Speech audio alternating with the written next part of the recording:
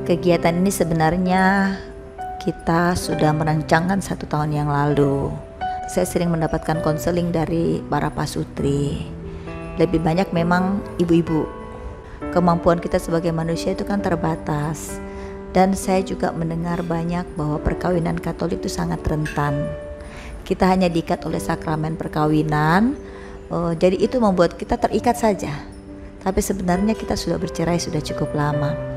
Dari keprihatinan itu, karena bukan hanya soal salah paham atau apa, tapi banyak hal dari ekonomi, KDRT, perselingkuhan, perzinahan, bahkan sampai yang sejenis.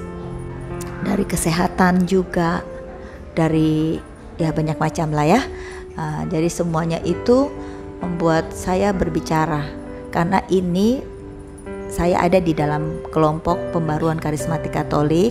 Saya seorang koordinatornya, jadi saya berbicara dan saya lempar itu di grup dan di rapat tahun 2021.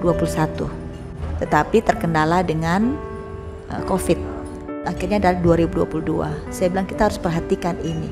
Kita ada di dalam gereja Katolik dan teman-teman kita, para pasutri ini sudah tidak tahu. Mereka mau ke pastor, mungkin mereka malu. Mungkin mereka ke pastor pun terbatas kan, pastor melayani terbatas. Kita sebagai orang awam juga, saya mendengarkan itu, mereka telepon, menangis, chat itu sampai jauh-jauh malam. Mungkin kita bisa bantu dari keprihatinan ini. Terus Pak Hardus Desa bilang, kita tidak bisa menyelesaikan masalahnya orang, terutama pasutri. Yang kita mau menyelamatkan adalah mereka yang belum bermasalah dan baru bermasalah. Kalau yang sudah bermasalah sangat itu tunggu mujizat. Tapi kalau kita kan membuat ini bukan mau menyelesaikan orang punya masalah, tapi membantu. Paling tidak mengingatkan kembali waktu mereka kursus perkawinan. Terus satu hal lagi adalah sharing-sharing iman dari para pengajar.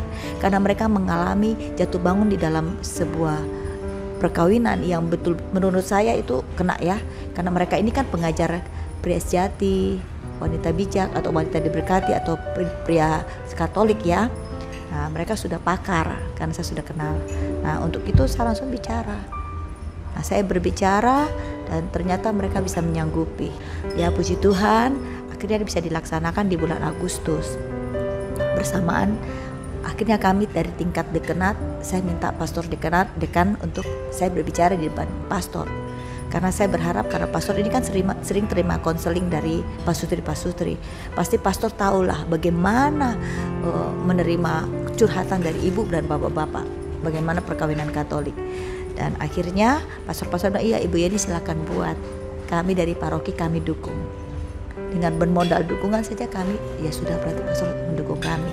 Jadi akhirnya kami buat. Kenapa harus di hotel? Ya karena kita mau mereka rekonsiliasi. Kalau mereka pulang pergi sampai di rumah lihat anak, lihat persoalan lagi, bukan nanti tambah jernih nih otak tuh, tambah buku berkelahi tuh. Nah begitu. Jadi biar sudah kita pengorbanan, Tuhan tuh baik, dia kasih hotel yang lumayan murah. Kan kami cari dana, setengah mati juga perjuangannya itu.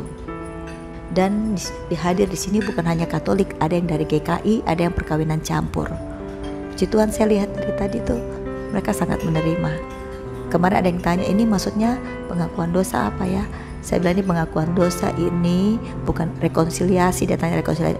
Rekonsiliasi itu ya kalau kamu ada sesuatu, kamu bisa cerita kepada pengajar maupun suster. Karena suster-suster yang saya ambil ini suster-suster yang di bidang keluarga.